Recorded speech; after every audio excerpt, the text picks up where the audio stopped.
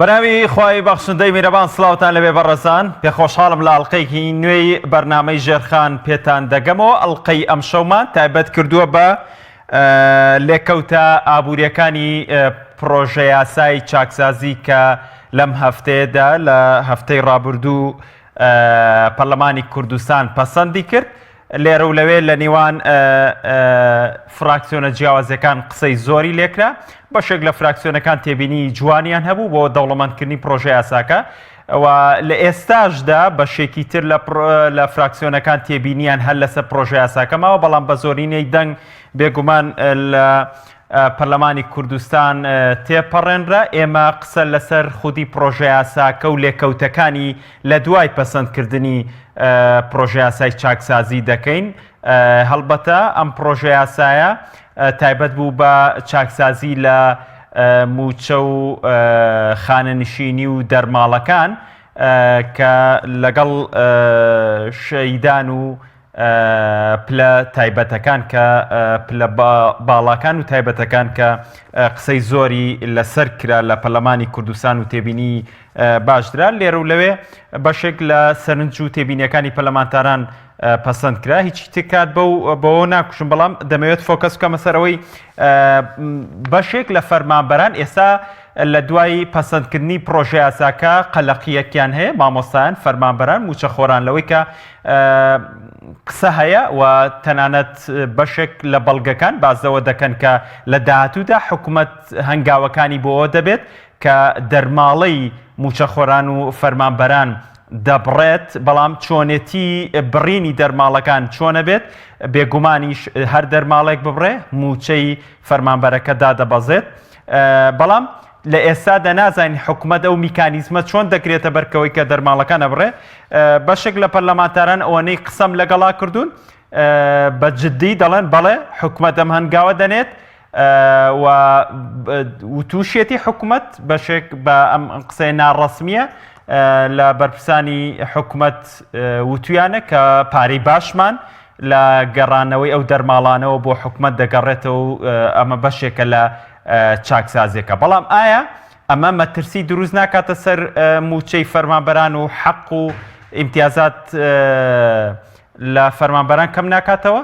بەڵام قسەی حکوومەت ئەوەیە کە گوایە ئەمە بە ناشایستە ئەم دەرماڵانە دانراوە. من بەر لەوەی بچم بۆ لای میوانەکەم و بیناسێنم کە لە دەرەوەی ستۆدیۆ لەگەڵمە بێت لە شاری سێمانیەوە. چەند هەواڵێکی ئابووریمان هەیە وەک هەمیشە بەرنامەکەمان سەرەتا بە چەند هەواڵێکی ئابووری دەست پێ دەکەین. یەکەم هەواڵمان ئەمریکا بۆ ڕاگررتنی تەواوی هەناردەی نەوتی ئێران لەگەڵ چین لە گفتوگۆدایە و گرژیەکانی نێوان ئەمریکا و ئێران هەر لایەنی سەربازی نییە، بەڵکو بەشێکی سەرەکی ئابووریە. لە نوێترین هەنگاویشدا وەزیری گەنجینەی ئەمریکا دەڵێت لەگەڵ چین لە گفتوگۆدان بۆ ڕاگررتنی تەواوی هەناردەی نەوتی ئێران.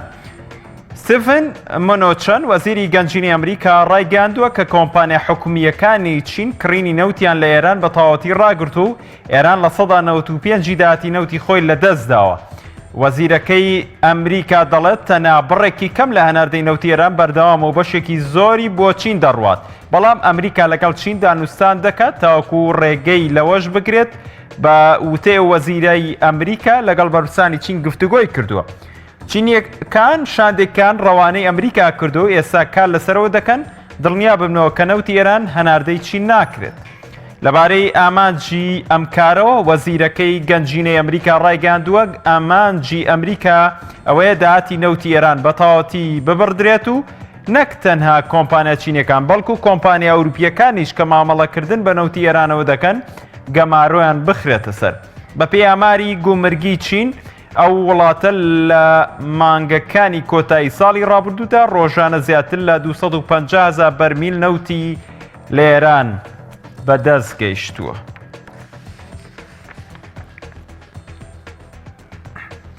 هەواڵی دووەمی ئابووریمان 180 پرۆژەی بەڵێندەران دەکەونەوە کار.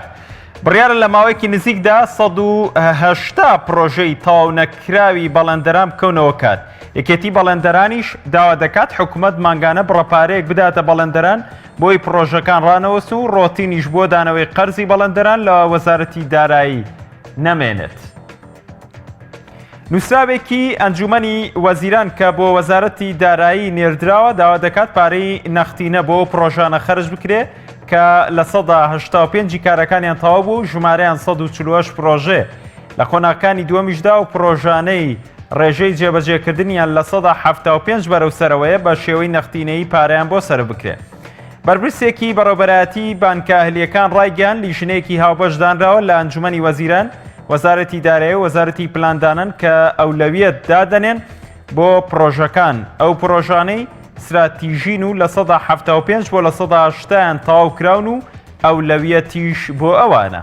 هەر لەو بارەوە سەرۆ ئیسماعیل دزەیی سەرۆکی هەولێری یەکێتی بەڵەندەران وتوێتی کە حکوومەت بڕیاری دابوو لە سەرەتای ئەم ساڵ ئەو پرۆژانەی لە 180 کارەکانیان تەواو بۆ دەست بەکار ببنەوە و پارەیان بۆ خەرج دەکرێت. باشێکیشیان دەستیان بەکار کردوێتەوە بەڵام تا ئێستا و پارەی خەرج نەکراوە. سەرۆ دزەیی ئەوەشی ڕاگەیاندووە هەر بەپێی ئەو بڕیارەی ئەنجومەنی وەزیران ئەو پرۆژانەی بەڵەندەران کە لە 175 کارەکانیان تەواو بووە دەست بەکار دەبنەوە دەبێت حکوومەتیش پارەیان بۆ خەرج بکات بەڵام هێشتا پارەی تەواوی پێشووی نەداوە بۆیە داوا دەکەین کاراسانی بۆ بەڵەندەران بکرێت بۆ ئەوەی بە زووترین کات دەست بە کارەکانیان بکەنەوە. پارێزگاری هەولێر ڕای دەگەێنێت ئەوانەی غاز گران دەکەن ڕێکاری یاسایان بەرامبەر دەگیرێتە بەر. پارێزگاری هەولێر دەنگۆی گرانبوونی غاز ڕەت دەکاتەوە و ڕاشی دەگەێنێت کە ئەوانەی نرخی بتڵی غاز گران دەکەن ڕێکاری یاسایی پێویستیان بەرامبەر دەگیرێتە بەر. دکتۆر فرسەت سۆفی پارێزگاری هەولێر لەبارەی گرانبوونی نرخی غاز ڕایگەیاند نرخی بتڵی غاز گران نەبوو ئەوانەشی بە گران دەیفرۆشن ڕێکاری پێویستیان بەرامبەر دەگیرێتە بەر بە هیچ شێوەیەکیش ڕێگە نادەن نرخی غاز گران بکرێت لەسەر وڵاتیان. پارێزگاری هەولێر باسی لەوە کردووە کێشەیەک لەو بەڵێندەرەی غاز وەردەگرێت و دابەشی دەکات هەبووە چەند ڕۆژێکی دیکە بەڵەندەرێکی تر غاز بۆ کوردستان بۆ هەموو کوردستان وەردەگرێت و بە هەموو شێوەیەک ڕێگە لە گرانبوونی غاز دەگرن.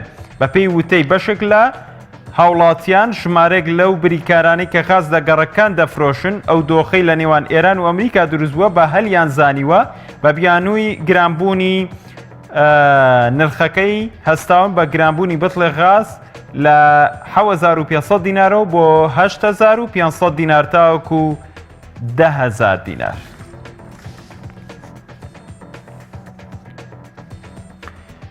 کۆتا هەواڵ یابووریمان لە دوای ڕێکەوتنە بازرگانیەکەی نێوان چین و ئەمریکا نرخی نەوت بەرز دەبێتەوە.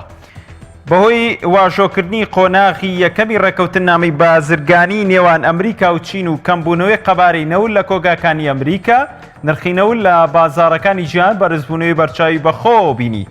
نرخی نەوتی خاوی برنج 30 سنت دابەزیوە لە دوایین مامەڵەشیدا بە 4.3 دۆلار مامەڵەی بە هەر بەرمیلێکەوە پێوە کراوە. بە پێی ئاژانسی ڕۆیتەرز نرخی نەوتی خاوی برنج 30 سنت دابەزیوە لە دوایین مامەڵەشیدا با 64.30 مامەڵەی پێوە کراواتە بە ڕێژەی لە 0.5 نزم بۆتەوە. لە هەمان کاتیشدا نرخی نەوتی خاوی تەکساسی ئەمریکا 30 سنت دابەزیوە و بە 58.11 دۆلار بۆ هەر بەرمیلێک مامەڵەی پێوە کراوە.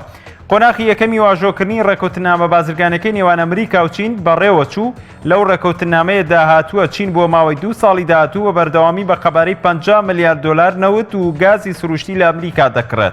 لە بەرامبەریشدا ئەمریکا ژمارەیەک باجی گومرگی لەسەر بەرەمە هەناردەکراوەکانی چین بۆ ئەمریکا کەم کردوێتەوە. شارەزایانی بواری ئابووری بازاڕەکانی ژیان بە فەرمی واژۆکردنی قۆناغی یەکەمی ڕێکەوتنامە بازرگانیەکە بە هۆکاری گەڕانەوەی متمانەی وەبەرهێنەران بە گەشەسەندنی بازاڕی ئابووری دەبینن. هەر بەو هۆیشەوە نرخینەوە جارێکی دیکە بەرزبوونەوەی بەرچاو بەخۆ دەبینێت.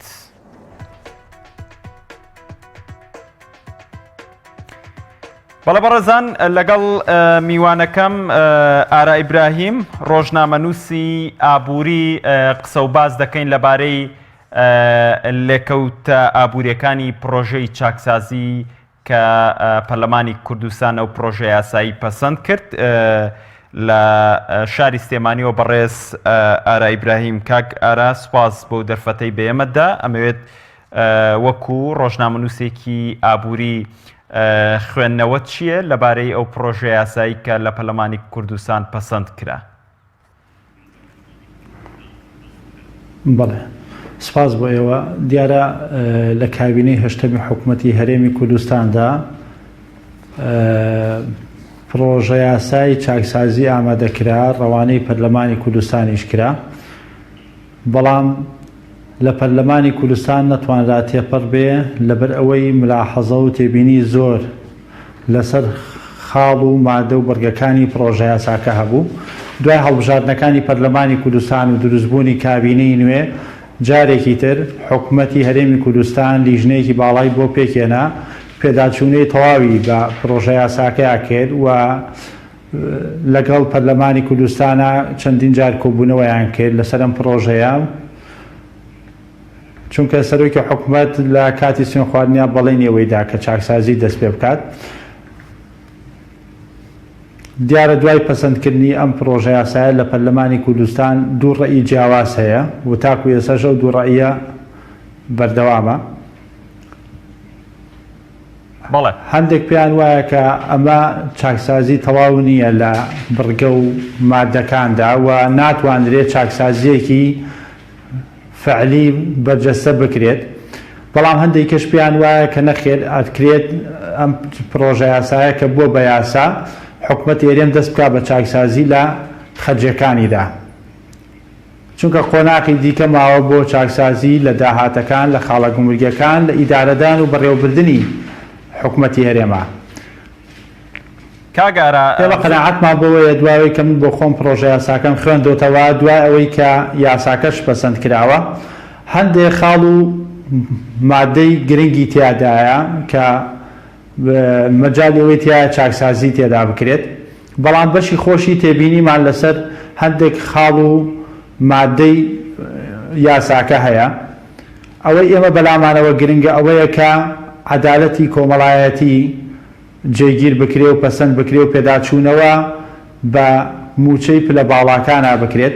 بە تایبەتی ئێمە زانین لە نۆ کابینەی ڕابردووش، کابینەی ڕابردووی حکوومەتی هەرێما کۆمەڵی خەڵک بە وەزیر خانشین کراون، بە ڕاوێژکار، بە بەڕێوەبەری گشتی و چەندین خانشینی سەربازی هەیە کە زۆرینەی پەرلەمانتارەکان بەوانەی کە لە ناو دەسەڵات و لەوانشن کە لە ئۆپۆزیسیۆنان باسی ئەویان کردووە کە دەبێت ئەمانە پێداچوونەوەی پیا بکرێ و ئەوانەی کە دوو موچە و سێ موچە وەردەگرن، ئەمانە کۆمەڵی خاڵی ئیجابین ئەگەر حکوومەتی هەرێم دوای پەسەندکردنی یاساکە و قبوڵکردنی لایەن سەرۆکی هەرێمەوە کە بڕیارە لە ماوەی 2 مانگا پەیڕەوێکی بۆ دامودێت دەست بکرێ بە جێبەجێکردنی. قەناعەتم بۆیە کە 6 مانگی لانی کەم 6 مانگی پێچێت تاکو و کاتێ حکوومەتی هەرێم هەنگاو بە هەنگاو مادە بە مادە و بڕگە بە بڕگە دەست بە جێبەجێکردنی دەکات. زۆر باشە. بەپێی زۆرینەی قسەی پەرلەمانتاران و بەپێی ینی یاسا بەرکارەکانی بواری زانستی ئابووریش کاگارا، ینی دەوترێت حکوومەتی هەرێمی کوردستان ئێستا گرفتی لە بەڵە گرفتی گەورەی لە خەرجیەکانایە، بەڵام گرفتە گەورەکە لە داهاتەکەیە، داهات جارە نازانرێ، بەڵام بۆ حکوومەتی هەرێمی کوردستان ئەمەی پەراوێز خستووە، دەستی بۆ داهاتەکان نەبردووە بۆی چاکسازی تیا بکرێ، بۆ هاتووە جارێ لە موچە و دەرماڵە و خانەنشینیەوە دەستی پێکردووە. قەینا ئەمە هەنگاوی چاک و باشە، بەڵام بۆ لە خەرجیەوە جارێ بۆ دەستی بۆ داهات نەبردووە. ینی پرسیارەکە وەیە، ینی دەستبردن بۆ چاکسازی لە داهاتە هێڵی سوورە یاخۆ نەخێرە ئەمە هەنگاوی دووەمی چاکسازیە بێت لە حکوومەتی هەرێمی کوردستان. تۆکو ڕۆژنامەنووسێکی ئابووری پێ دوای حکوومەت ئەم هەنگاوە هەڵبگرێت؟ بەڵێ، دیارە ئێمە دەزانین لە ماوەی ڕابردوودا لە کابینەکانی ڕابردوودا خەڵکێکی زۆر دامەزرێنران و بارگرانێکی گەورە کەوتە سەر بودجەی هەرێمی کوردستان. ئەوانەش لایەنەکانی دەسەڵات کردیان پارتی وێکێتی بە دەرەجەی یەکەم لێی بەرپرسیارە. خۆ ئەوە لایەنێکی ئۆپۆزیسیۆن یان لایەنێکی دەرەوەی حکوومەت ئەمەی نەکردووە. دوای ئەوەی کە قەیرانی دارایی بەسەر هەرێمی کوردستان هات، تێگەیشتن لەوەی کە ئەم خەرجیانەی کە هەیە ڕێژەیەکی زۆرە و لە سایە 70 بۆ 75 بودجەی ساڵانە دەچوو بۆ موچە، واتە بۆ خەرجیانەی کە پێوتێ خەرجی تەشغیلی. ئێمە لەگەڵ ئەوەداین هەر هەنگاوێکی چاکسازی بنرێت وەکو ڕۆژنامەنووسانی ئابووری وەکو خەڵکانی ئەکادیمی پشتیوانی دەکەین. بەڵام قەناعەتیشمان بەوەیە کە دەبێت حکومەتی هەرێم قۆناغی دووەمی چاکسازی لە داهاتەکانەوە دەست پێ بکات، چونکە ملاحەزەی زۆری لەسەرە، لەبەرەوەی ئێمە ئەزانین هەرێمی کوردستان لە دوای 2013ەوە نەوتی هەناردەی دەرەوە کردووە، ماوەی 6 بۆ 7 ساڵە نەوت هەناردە دەکرێت، تاکو ئێستا بە تەواوەتی نازانرێت داهاتی نەوت ساڵانە چەندە و مانگانە چەندە و دەچێتە کوێ و لە پێناوی چیا خەرج دەکرێت. هەندێک ڕێکەوتنی ژێربەژێر بۆ نمونە لەگەڵ وڵاتێکی وەکو تورکیایە کراوە، ئەو کۆمپانیانەی کە گرێبەستیان لەگەڵا کراوە بیرە نەوتیان پێدراوە بۆ ماوەی 20 ساڵ. ئەمانە هەمووی ناڕوونی و ناشەفافیە، بۆیە پێویست ئەکات قۆناغی دووەمی چاکسازی لە داهاتەکانەوە دەست پێ بکات و قۆناغی سێمیش پێویستەکە کە لە ئیدارە و بەڕێوەبردننی ئەم وڵاتەیە ئەنجام بدرێت. چونکە ئێمە قەناعەتمان بەوەیە کە ئەو داهاتەی کە حکومەتی هەرێم لە ئێستایا باسی ئەکات و دەڵێت بەشی پێداویستیەکانی هەرێمی کوردستان ناکات، ئێمە پێمان وایە کە ئەو ژمارە ڕەسمیانەی کە خۆیان باسی دەکەن زۆر لەوە زیاترە، بەشێک لە داهاتەکان نازانرێتە چێ بۆ کوێ. هەر بۆ نمونەیەک بیڵێم کە سەرۆکی حکومەتی هەرێم مەسعود بارزانی باسی لەوە کرد کە داهاتی ناوخۆ 2 ئەوەندە زیای کردووە. داهاتی نەوتمان هەیە کە خۆمان دەیفرۆشین. حکومەتی عێراقی ماگانە 453 ملیار دینار بۆ موچە دەداتە هەرێمی کوردستان. نەوت دەدرێت بە ئەو چێڵگانەی کە نەوتەکە ئەگۆڕن بۆ سوتەمەنی. ئەمانە هەموو ئەگەر کوی بکەیتەوە زیاترە لە ملیارێک دۆلاری ماگانە. خەرجەکانی حکومەت بۆ موچە 710 ملیۆن دۆلارە و خەرجەکانی خۆی وەکو حکومەت ناگاتە 70 ملیۆن دۆلار. ئەو پارەی ترچی لێ دێ. ئەمە پرسیاری سەرەکی ئێمەی ڕۆژنامەنووسان و هاونیشتمانیانی هەرێمی کوردستان و تەنانەت پەرلەمانتارانیشە. ئەو پەرلەمانتارانی کە لەناو دەسەڵاتدان واتە حیزبەکانیان بەشداری پێکێنەری کابینەی نوێمی حکومەتی هەرێمن بڕۆ لێیان بپرسا زانیاریان نییە لەسەرەوەی داهاتی ماگانەی هەرێمی کوردستان بە تەواوەتی چەندە. بۆیە پێمان وایە کە قۆناغی دووەم قۆناغێکی زۆر گرنگ دەبێت بۆ چاکسازی کە لە داهاتەکانەوە دەست پێ بکرێت. زۆر باشە کاک ئارا، ئەمەوێت بزانم لەم یاسایە ئەوەنەی بەڕێزت دیراست کردبێ مافی فەرمانبەر و خانەنشین تا چەند لە ڕێگەی ئەم چاکسازیەوە توانراوە لە پێش چاکسازیەکەوە باشتر بووە یاخۆ نەخێر یان وە خۆیەت یان خراپتر بووە خوێندنەوەت بۆەوە؟ بەڵێ، ئێمە ناکرێت پێش ڕووداوەکان بکەوین لەبەرەوەی 6 مانگی تر حکومەت دەست دەکات بە جێبەجێکردنی ئەم یاسایە و لیژنەی باڵای پێکەهێنێت. بەڵام ئەوەی کە خۆیان وتویانەوەکو بەرپرسانی حکومەت، سەرۆکی حکومەت، سکرتێری ئەنجومەنی وەزیران، سەرۆکی دیوانی ئەنجومەنی وەزیران، تەنانەت بەشێک لە وەزیرەکانیش باسییان لەوە کردووە کە دەرماڵەی موچە و فەرمانبەران نابردرێت، ئەوانەی کە شایستەن. بەڵام ڕوون نەکراوەتەوە ئایا کێ ناشایستەیە. ئەوەی کە گرنگە بەلای خەڵکی هەرێمی کوردستانەوە ئەوەیە کە دادپەروەری کۆمەڵایەتی دروست بێت لە دابەشکردنی داهاتی ئەم وڵاتەدا. کەسێک شایستەیە کە موچە و دەرماڵەکانی بمێنێتەوە پێویست ناکات حکومەتی هەرێم دەستکاری بکات، چونکە دەستبردن بۆ قوتی خەڵک دەستبردنە بۆ ئاگر.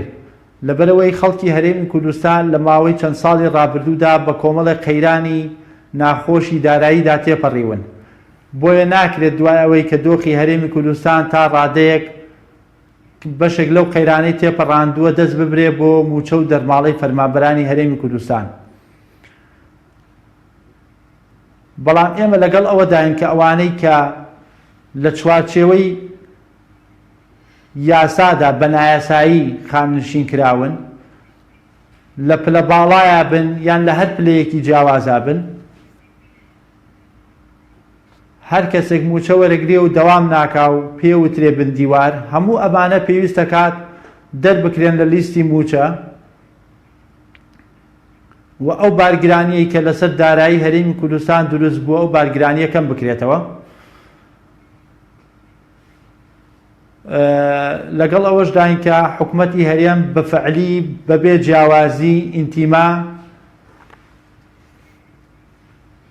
پێداچوونەوە بە لیستی خانشیناندا بکات، چونکە بەشێک لەلایەنە سیاسیەکان ترسی ئەوەیان هەیە کە بە شێوەیەکی دادپەروەرانە دەستکاری و پێداچوونەوە بەو لیستانەدا نەکرێت. ئێمە دوجار بەلامانەوە گرنگە داهاتی ئەم وڵاتە بە شێوەیەکی دادپەروەرانە دابەش بکرێت، کەس مافی کەس نەخوات و کەسیش مافی زەود نەکرێت. زۆر باشە کاک ئارە، باسی بندیوارت کرد، ئەمێ پرسیارێک لەو بارەوە لێ بکەم کە حکوومەتی هەرێمی کوردستان پێت وایە ئەوانەی کە بەشێکی زۆر لە بندیواری تیا وەکو پەرلەمانتاران لە خولەکانی پێشوشە باسییان لەوا کرد بندیوارێکی زۆر ینی لیستی موچەی تووشی هەڵاوسان کردووە، پێت وایە ئەو بندیوارانە کە لە ناو لیستی موچەدا هەن حکوومەت دەستیان بۆ بەرێت و دەریان کات لە موچە یاخود نەخێرەیان کا بە ڕەسمی؟ بەڵێ، ئەوەندەی ئێمە بەداداچوونمان بۆ کردووەکو ڕۆژنامەنووسانی ئابووری ژمارەیەکی زۆر بندیوار و خانشینی یەنایاسایی هەیە.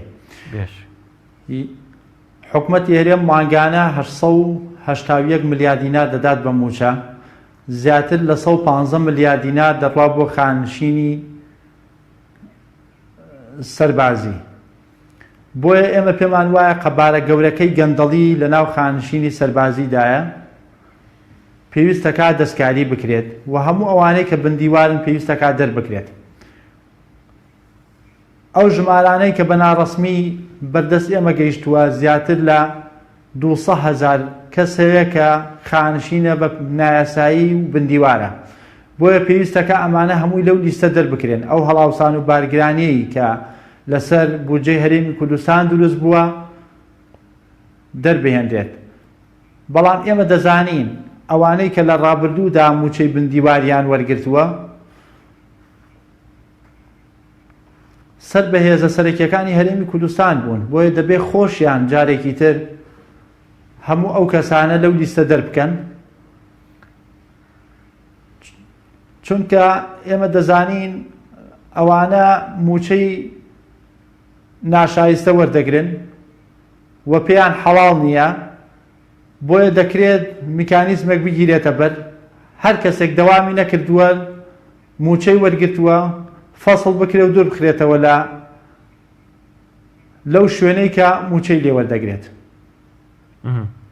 زۆر باشە کاگارە، و هەموو ئەو کەسانەشی کە بە نایاسایی خانشین کراون ببوورە فەرمو تەواویکە سەر بە حیزبەکانی دەسەڵاتن.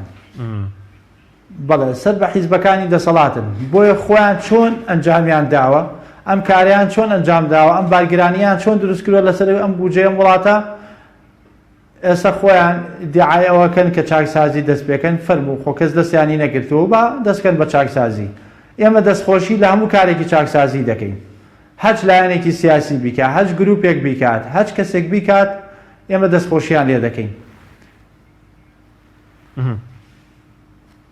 بەڵێ کاک ئارە، ئێمە لە ماوەکانی ڕابردوودا حکوومەتی عێراق لەگەڵ ئەوەشە ینی ئێستاکانە خۆپشاندان و ناڕزایەتی بەرامبەر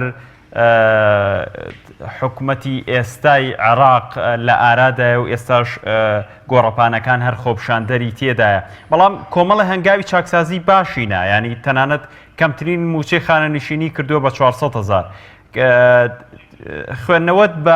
خوێندنەوەیکی بەراوردکاری بکەین لە نێوان ئەم چاکسازی کە لێرە لە هەرێمی کوردستان پرۆژه یاساکە پەسەندکە و هێشتا جێبەجێ نەکراوە لەگەڵ ئەو چاکسازیانەی حکوومەتی عێراقی. ئەگەر بەراورد بکەین کامیان هەنگاوی باشتری بۆ نراوە؟ بەڵێ حقیقەتێکی ئێمە دەبی بیزانین جاران ئێمە دەمانوت دیموکراسی عێراق ئەبێ لە هەرێمی کوردستانە وەری بگرێت، بەڵام بەداخەوە ئێستا تا ڕادێک پێچەوانە بووتەوە. ئەو ئازایەتی و جەراعەتەی لە ناو پەرلەمانتارانی عێراقا هەیە کەمتر دەبینرێت لە ناو پەرلەمانی کوردستانە. ئێمە ئەزانین زیاتر لە 130,000 کەس لە هەرێمی کوردستانە خانشینی و موچەکانیان لەخوا 400,000 دینارەوەیە. خەڵک هەیە 30 ساڵ دەوامی کردووە خانشینەکەی تەنها 220,000 دینارە. خەڵکێکی شەیە خانشین کراوە بە نایاسایی بە پلەیەکی بەرز موچەی ماگانەکەی 4 ملیۆن دینارە. بۆیە پێویستەکە حکوومەتی هەرێم دەستکاری هەموو ئەم موچانە بکات. لانی کەم دەرز لە دراوسەکانمان وەرناگرین، دەرز لە عێراقێک وەربگرین کە خۆمان پێکێنەری سەرەکین تێیدا. ئێمە دەزانین کە حکوومەتی عێراقی هەندێک هەنگاوی چاکسازی ناوە، هەندێک بڕگە دەیەوێت جێبەجێ بکات کە لە بەرژەوەندی خەڵکا بێت، بەڵام ئێمە دەزانین دۆخی سیاسی هەرێمی کوردستان و قەبارە و هێزی لایەنە سیاسیەکان لە ناو هەرێمی کوردستان وەکو عێراق نییە، جیاوازیەکەیە، باڵادەستیەکەیە لە هەرێمی کوردستانە کە خۆیان چیان بێت ئەوە دەکەن. بۆیە ناتوانین بەراوردکاریەک لە بینی پەرلەمانی عێراق لە بینی پەرلەمانی کوردستانە بکەین. ئەم خولەی پەرلەمانی کوردستان ئەگەر دیقەت بیت، هەندێک لە پەرلەمانتارەکان ئازایانە دەیانەوێت هەندێک قسە بکەن، هەندێک ڕەئی جیاواز دەرببڕێن، بەڵام دوجار دەزانین بە زۆرینە و کەمینە پرۆژە یاساکان یەکلایی یەکرێتەوە. واتە ناتوانرێت بڵین پەرلەمانتارێکی ئۆپۆزیسیۆن یان لایەنێکی ئۆپۆزیسیۆن پرۆژە یاسایەک بە دڵی ئەو تێپەڕێنرێت. بەڵام لەگەڵ ئەو داکۆکیکردنەی هەموو پەرلەمانتارێکین، چونکە ئەوانەی کە دەچنە پەرلەمان نوێنەری خەڵکن، پێویستە کات داکۆکی حەقیقی لە خەڵک و فەرمانبەرانی هەرێمی کوردستان بکەن، وەک چۆن پەرلەمانتارێکی عێراق بە دەنگی بەرز بە دەنگی دلێر ڕەخنە لە سەرۆکی حکوومەتەکەی ئەگرێ، ڕەخنە لە وەزیرەکان ئەگرێ، پشتیوانی خۆپیشاندەران دەکات. پێویستەکە پەرلەمانی کوردستانیش کارا بێتەوە. بەڵام بەداخەوە خولەکانی پێشتری و تری پەرلەمانی کوردستان جەراعەت و کارابوونیان زیاتر بوو وەک لەم خولەی پەرلەمان بە شێوەیەکی گشتی. بۆچی کاگارە؟ بۆیە لەگەڵ ئەوەداین بڵێ بۆچی ینی خولی پێشووتر کارامەتر بوون؟ بڵێ ئێمە دەزانین یعنی پەرلەمانی کوردستان زۆرینەی کورسەکان هیلایەنەکانی دەسەڵاتە. 20 کورسی ئۆپۆزیسیۆن هەیە لە ناو پەرلەمانی کوردستانە و بەداخەوە یەکگرتو یەک هەڵوێز نین بە شێوەیەکی گشتی و نەیانتوانیوە لە نێوان بەرەیەکە خۆیان کۆ بکەنەوە یەک هەڵوێز بن لە ئاست پرۆژە یاساکان، لە ئاست بڕیارەکان کە دەدێت لە پەرلەمانی کوردستاندا، و نەیانتوانیوە ڕای گشتی هەرێمی کوردستان بجوڵێن لەسەر ئەم پرسانە.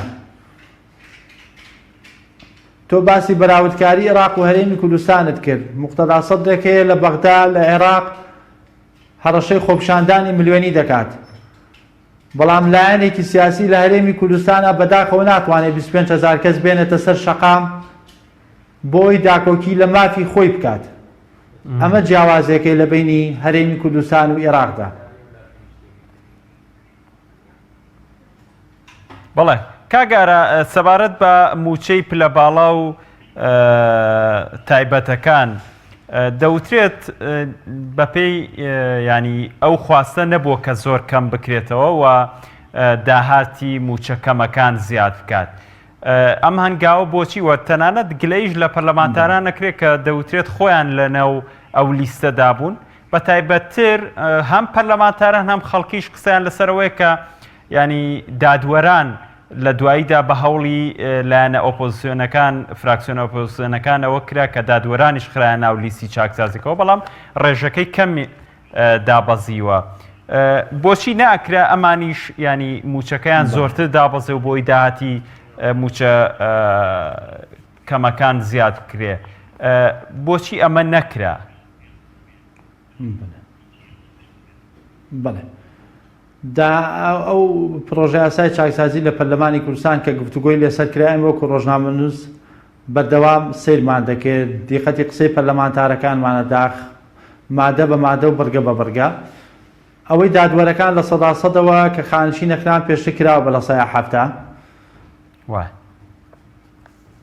ئێمە لەگەڵەوە بین زیاتریش کەم بکرێتەوە بۆی کەمێک لە پارە زیاتر بگەڕێتەوە بۆ حکومەتی هەرێم بۆی بدرێ بەو 130,000 کەسەی کە موچەکانیان لەخوا 400,000 دینارەوەیە بە هەمان شێوەی موچەی پلە باڵاکان بەداخەوە یعنی ئێمە لە 4 خولی ڕابردووی پەرلەمانی کوردستان زیاتر لە 600 پەرلەمانتاری خانشینمان هەیە ئەمانە چەندین ساڵە مانگانە 6,200,000 دینار خانشینی وەردەگرن ئێمە لەگەڵ ئەوەیە بووین کە پەرلەمانتار هیچ موچەیەکی خانشینی وەرنەگرێت بگەڕێتەوە سەر کارەکەی خۆی بە تایبەتی ئەوانەی کە تەمەنیان لە خوار 50 ساڵەوەیە چونکە لێشاوێک خانەنشینی پەرلەمانتار و وەزیر هەیە کە ئەمانە 4 ساڵ جارێک بارگرانی دروستەکەن بۆ سەر بودجەی گشتی هەرێمی کوردستان ئەوەی کە کەم کراوەتەوە پێشتر بە لە 180 خانشینی پەرلەمانتاران خانشینەکران ئێستا کراوە بە لە 125 بۆ لە 150 ئێمە ئاگادارین لایەنەکانی ئۆپۆزیسیۆن یاخود فراکسیۆنەکانی ئۆپۆزیسیۆن داوای ئەوەیانە کرد کە یاسای خانشین یەکگرتووی عێراق لە هەرێمی کوردستان جێگەی بکرێتەوە لە ناو پرۆژە یاسای چاکسازیدا بەڵام ئێمە قەناعەتمان بەوەیە کە ئەو پەرلەمانتارانەی کە تەمەنیان نەگەیشتۆتە 50 ساڵ بەڕاستی پێویست ناکات بگەڕێنەوە بۆەوەی کە خانشین بن بگەڕێنەوە بەسەر ئەو کاری کە پێشووتر هەیان بووە مامۆستا بووە دکتۆر بووە مهندیس بووە لە ناو ڕێکخراوێکی حیزبیا ئیشی کردووە لە بارەگایەکە بووە بگەڕێتەوە بۆ شوێن و کاری خۆی وڵاتانی ئەوروپا بۆچی پێشکەوتوون ئەو پەرلەمانتارانەی کە گەنجن و لەسەر کارێک بوون ئەو 4 ساڵە یاخود ئەو 5 ساڵەی دەچنە پەرلەمان دوایە گەڕێنەوە سەر کارەکەی خۆیان ناچن موچەی خانشینی وەربگرن بۆیە دەبێت ئەم کەلتورە لە هەرێمی کوردستانی شاپەیڕەو بکرایە لە پرۆژە یاسای چاکسازیە جێگیر بکرایە نەک بەو شێوەی ئێستا تێپەڕێندرێت ئێمە لەگەڵ ئەوەدا بووین بەڵام خۆشبەختانە سەرۆکی پەرلەمان ڕوونکردنەوەیکی داوە یاخود پەیامێکی بڵاو کردوتەوە لەسەرەوەی کە هەچ پەرلەمانتارێک ئەوێ خانشینی ڕەت بکاتەوە بابێت فۆڕم پڕ بکاتەوە و خانشینی وەرنەگرێت ئێمە ئومێد دەکەین سەرجە پەرلەمانتاران ئەوانەی کە تەمەنیان نەگەیشتۆتە 50 ساڵ بچنە و فۆرمە پڕکەنەوە لەبەر ویژدانی خۆیان لەبەر متمانەی دەنگدەران چونکە ئەوان نوێنەری خەڵکن دەتوانن دوای کاری پەرلەمانی بگەڕێنەوە سەر ئەو کارەی کە پێشتر لێوەی هاتوون ئەمە بۆ هەموو ئەو پەرلەمانتارانەی کە پێشووتر خانشین کراون کە لە ناو ئێستا لە ناو یەکێتی پەرلەمانتارانن کە زیاتر لە 600 پەرلەمانتارن بۆ هەموو ڕایشکارەکان بۆ هەموو وەزیرەکان دەکرێت بچنەوە سەر کاری خۆیان و ڕەتی بکەنەوە لەبەر ویژدانی خۆیان لەبەر ئەوەی بەشێک لەو بارگرانەی کە لەسەر بودجەی هەرێمی کوردستان هەیە کە هەموو کاتێ بەرپرسانی حکوومەتی هەرێمی کوردستان باسی ئەو بارگرانیە دەکەن کەمێک لەو بارگرانیە کەم بکەنەوە ئەو کاتە بۆ خۆیان جوانترە بۆ حیزبەکانیان باشترە سبەینی هەڵبژاردن ئەکرێتەوە خەڵک ئەمانە هەمووی دەبینێ لێی ون نابێت واتە دەزانن پەرلەمانتارێک ئەمڕۆ خانشینەکەی ڕەت کردوتەوەیە یان موچەی خانشینی وەردەگرێت ئەمە لەسەر حیزبە سیاسیەکە دەکەوێت لەسەر شخصیەتی خۆشیشی دەکەوێت بۆیە دەکرێت هەمویان ئەو پەرلەمانتارانەی لەم خولەدانیان لە خولەکانی پێشووتر فەرمون با بچن ئەو فۆرمە پڕکەنەوە و خانشینە ڕەت بکەنەوە زۆر باشە کاگارە وەکو قسەشی لێوەکراوە بەرپرسی حکومیشەیە باسی لەوە کردووە کە تەنانەت لە هەر یەکێک لەو چاکسازیانە بۆ دەرماڵە بە نمونەوەرگین نزیک بە 100 ملیار دینار ئەگەڕێتەوە گەر دەرماڵە ناشایستەکان کە دراون بە ئەو موچە خۆرانە بگەڕێتەوە پارێکی باش بۆ حکومەت دەگەڕێتەوە. بەڵام قسەکە وەیە کە لە پەرلەمانش قسەی جددی لێوەکرا کە دواتر حکومەت دەبێ پرۆژە یاسایەکی تر ئامادە بکە ئەم پارانە بخاتە سەر خانەنشینی ئەوانەی موچەکانیان خانەنشینیەکانیان زۆر کەمە و خاننشینی موچەی خاننشینانی پێبەرز بێتەوە. بەڵام ئەم میکانیزمە کێ ئەگیرێتە بەر و نائەکرێ هەر لەناو ئەم پرۆژە یاسایە خاڵێک مادەیەکی بۆ دابنرایە لە دوای گەڕانەوە بە زووترین کادەمەش بووایە بچوایەتە بواری جێبەجێکردنەوە. بۆچی تەسلیم کرا بە حکومەت و دواتر پرۆژەیەکی تر و دواتر بێتەوە پەرلەمانی کوردستان؟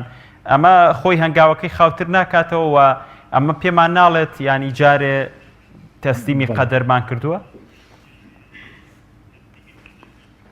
بەڵێ کاک سالار، طبعاً ئێمە دەزانین حکومەتی هەرێم ئەو کەسانەی موچەی خاننشینیانی بۆ بڕیوەتەوە بە نایاسایی لە چوارچێوەی یاسادا پێویستی ئەسڵەن هەر بە پرۆژە یاسای چاکسازی نەبوو.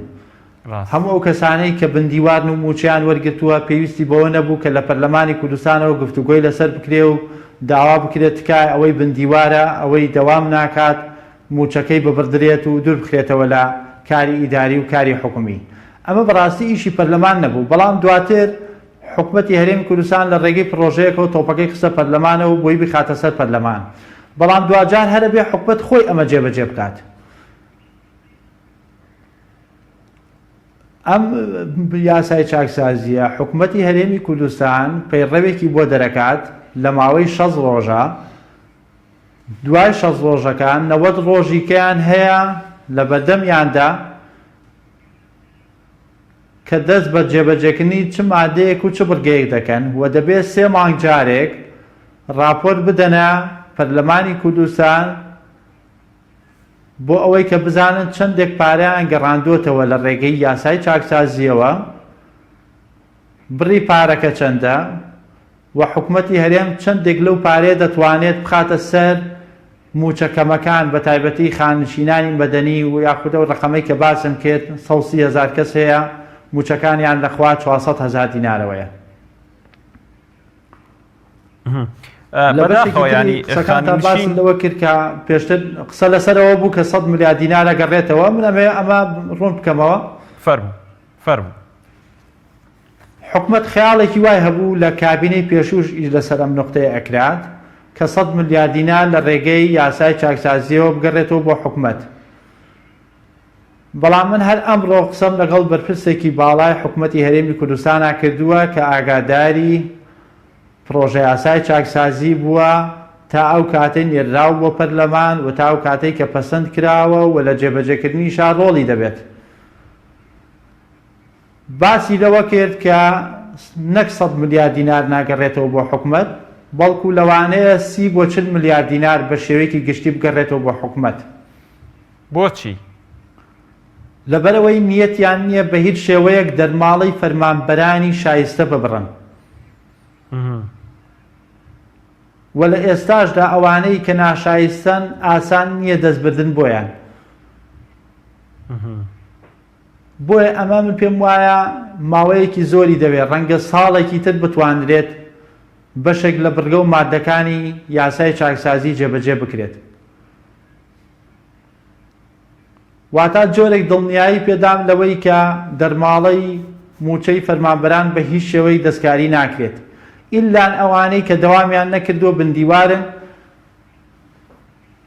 یاخود ئەوانەی کە بە پلەیەک ناویان نووسراوە لە ئەساسا لەو پلێدا کار ناکەن. بۆ نمونە کەسێک بەڕێوەبەری گشتی نییە موچەی بەڕێوەبەری گشتی وەردەگرێ مۆزەفێکی ئاساییە. واتە بە شێوەیەکی گشتی پێم وایە یاسای چاکسازی ناتوانێت ئەو 100 ملیار دینارە بگەڕێنێتەوە کە پێشتر باسەکرا. چونکە دەمەوێت یەک ڕوونکردنەوەی ڕقەمی بەم ئەگەر ئیجازە بدەیت. فەرموو کاکە فەرموو.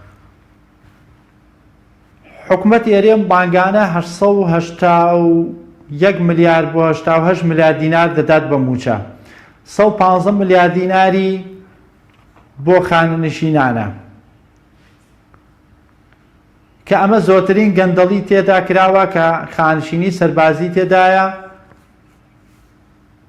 دەکرێت پێداچوونەوە بەو پلانە بکرێت بۆ نمونە کەسێک پێشمێرگەی دێرین بووە خەباتی شاخی کردووە پێویستە کار ڕێزی لێ بگیرێ بەڵام لە ئەساسا پلەکەی نەقیب بۆ ناکرێت بە ئامر لیوا خانشین بکرێت و بەشەکەی تری ئەم پارەیە کە زیاتر لە 670 ملیارد دینارە بۆ موچە و دەرماڵەی فەرمانبەرانی هەرێمی کوردستان و ئەو توێژانەی کە سوکاری شەهیدان زیندانیانی سیاسی دەڕوات لە سەدا 43.3 ئەم پارەیە بۆ موچە دەڕوات واتە بۆ موچەی ئیسمی موچەی بنەڕەتی مەبەسمە ئەوی تری لە سەدا 57 بۆ دەرماڵەکانە ڕوات ئەمانەش دەکرێت بکرێن بە دوو بەشەوە دەرماڵای بڕوانامە دەرماڵەی زەواج دەرماڵەی مناڵ ئەمانە جێگیرن حکومەت بە هیچ شێوەیەک دەست بۆ دەرماڵە جێگیرەکان نابات بەڵام هەندێک دەرماڵە هەیە بە ناوی دەرماڵەی مەترسی کە ئەگەری هەیە حکومەت لە ئایندەیە بەشێک لەمانە دەستکاری بکات بۆ نمونە فەرمانبەرێک دەرماڵەی مەترسی لەسەر نییە ناکرێت دەرماڵەیەکی زۆری بۆ بنووسرێت خۆیان زۆر جا بەرپرسانی حکومەت نمونەی ئەوە دەهێننەوە کە کارمەندێکی وەزارەتی کارەبا کە دەچێتە سەر عەمودێکی کارەبا مەترسی گیان لە دەستدانی هەیە ئەمە پێویستەکە دەرماڵەی مەترسی هەبێت یان کارمەندێکی تەندروستی پشکنینی خوێن دەکات کە ئەگەریە خوێنی بۆ بگوازرێتەوە تووشی نەخۆشی ببێ ئەمانە مافی ئەویان هەیە کە دەرماڵەی مەترسیان هەبێ بەڵام کەسێک لە پرزگەیەکدایە کەسێک لە کارێکی ئیداریدایە دەکرێت دەرماڵەی ئەمانە ڕێک بخرێتەوە بەڵام من بۆ خۆم لەگەڵەوە دام لەبەرەوەی دۆخی خەڵک لە ئێستادا داهاتی تاکە کەس لە ئێستادا زۆر کەمە کە زۆرێک لە فەرمانبەرانی هەرێمی کوردستان ئەو موچەی کە مانگانە وەری دەگرن بەشی پێداویستیەکانی ڕۆژانەیان ناکات لەبەرەوەی دۆخی دارایی تاکو ئێستا لە هەرێمی کوردستانە جێگیر نەبووە ناکرێت حکومەت لە ئێستاە بە هیچ شێوێک دەستبەرێک بۆ دەرماڵەکان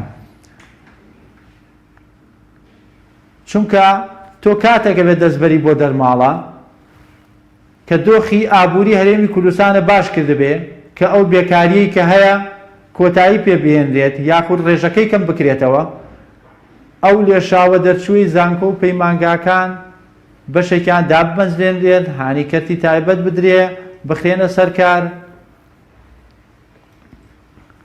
ئەمانە هەموو ئیشی حکومەتن دەبێت زەمینە سازیێک بکات ئەو کاتە بیرەوە بکاتەوە کە بەشێک لەو دەرماڵانە دەستکاری بکات کاک ئارا ینی وەکو کۆتا پرسیارم چکە هاوکاران پێمەڵەن کاتە زۆر کەم ماوە ئەمێ بزانم لێکەوتەکانی ئەم پرۆژە یاسایە کە لە ماوەی ئایندەیە ئەچێتە بواری جێبەجێکردنەوە لەسەر بازار لەسەر جوڵەی ئابووری لە هەرێمی کوردستان چی دروستەکە و بازرگانەکان سەر دەرەهێننەوە بۆی متمانەیەک بەوە بدرێت کە جوڵەی ئابووری لە ناو بازارە جوڵەیەکی خاو مردوو نابێت پارەکانیان بخەنەوە ناو پرۆژەی وەبەرهێنان لەگەڵەوەشدا هەرەمەوێت تێکەڵ بەوەی کە وەکو لێکەوتەکان لە ناو پرۆژە یاساکەی ئەوەی کە زۆر گرنگی پێنەدرا پاشەکەوتی موچە بوو کە تەنها بە لینکێک ناوزەند کراوە و هیچ مەسیرێکی دیار نیە ئەم پاشەکەوتەکە ینی دڵی فەرمانبەرانی پێوتری ئێستا لە ناو فەرمانبەرانەوە تێمۆ کاک سالار یەکەمیان بەڵێ دۆخی ئابووری لە هەرێمی کوردستانە ئێمە لەبەرەوەی هەرێمێکی فیدراڵین لە ناو عێراقا بەشێکی پەیوەندی بە عێراقەوە هەیە حکومەتی هەرێم دەیەوێت ڕێکەوتن لەگەڵ بەغدایە بکات وە گفتوگۆ کراوە و مەبدەئیەن باز لە ڕێکەوتن کراوە بەڵام لەبەرەوە دۆخە ئاڵۆزەی کە لە عێراقا هەیە کە عادل عەبدولمەهدی ئیستیقالەی کردووە ئێستا ماڵی شیعە دەیەوێت عادل عەبدولمەهدی بێتەوە بەسەرە وەزیران موقتەدا سەدر ڕێگرا یاخود کاندیدەیەکی کە دابدرێت ئەم ئاڵۆزیە وای کردووە کە پرۆژەی بودجەی 2020 نەچێتە ئەنجومەی نوێنەرانی عێراق بۆیە دۆخی ئابووری لە هەرێمی کوردستان ئەو بەشێکی زۆری پەیوەندی بەم ڕێکەوتنەوە هەیە کە لەگەڵ بەغدایە ئەچێتە بواری جێبەجێکردنەوە.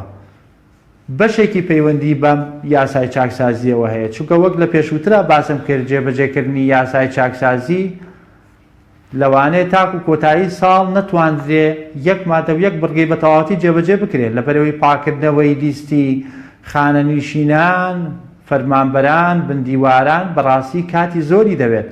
هەروە ئاسان نییە ئێمە من و تۆ لێرەوە باسی دەکەین، ڕەنگە چەند مانگ و یەک دوو ساڵیشی بێ بە تەواوەتی تاکو یاساکە جێبەجێکرێت. وە خاڵی دووەمیش کە باست کرد مەوزوعی ڕەسیدی بانقیە کە لە یاسای چاکسازیە باس کراوە. ئێمە هەمومان دەزانین کە فەرمانبەرانی هەرێمی کوردستان دوایەوەی کە ئەو بەناو قەیرانی داراییە لە ناو هەرێمی کوردستانە دروست بوو، موچەی فەرمانبەران پاشەکەوت کراوە. هیچ پاڵپشتێکی یاسایی نەبووە بۆ فەرمانبەران کە ئەم موچە پاشەکەوت کراوانە واجبە لەسەر حکوومەتی هەرێمی کوردستان کە بیگەڕێنێتەوە بۆ فەرمانبەران، کە بڕەکەی زیاترە لە 11 ملیار دۆلار. بۆ دڵنیاییدانێک بە فەرمانبەرانی هەرێمی کوردستان بە فشاری پەرلەمانتارانی دەسەڵات و ئۆپۆزیسیۆن کە من لێرە و دەستخۆشیان لێ یەکەم لە 8 پەرلەمانتارێک کە داکۆکی لە فەرمانبەران لە خەڵکی هەرێمی کوردستان کردووە لە ناو پەرلەمانی کوردستانە،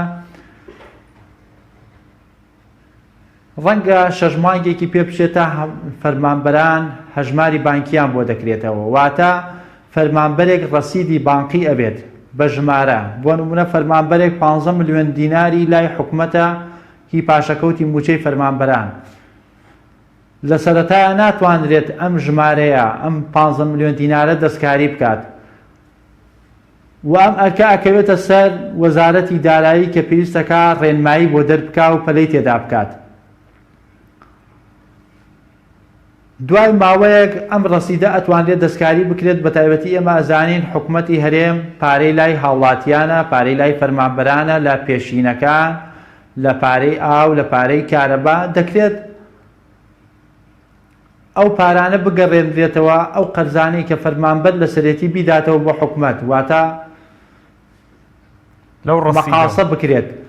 دوای ئەوە حکوومەتی هەرێم بەپێی دۆخی دارایی خۆی کە ئێمە پێمان وایە ئێستا دۆخی دارایی گونجاوە لەبەرەوەی داهاتی مانگانەی ملیارێک دۆلاری هەیە، دەتوانێت قۆناغ بە قۆناغ ئەو پارێ بخاتەوە سەر ڕەسیدی فەرمانبەران. واتە جۆرە لە جۆرەکان ئەوەی کە لە یاسای چاکسازیە هاتووە پاڵپشتێکی یاساییە بۆ کۆی فەرمانبەران کە لەمەوە دوا ڕەسیدێکی بانقییان دەبێت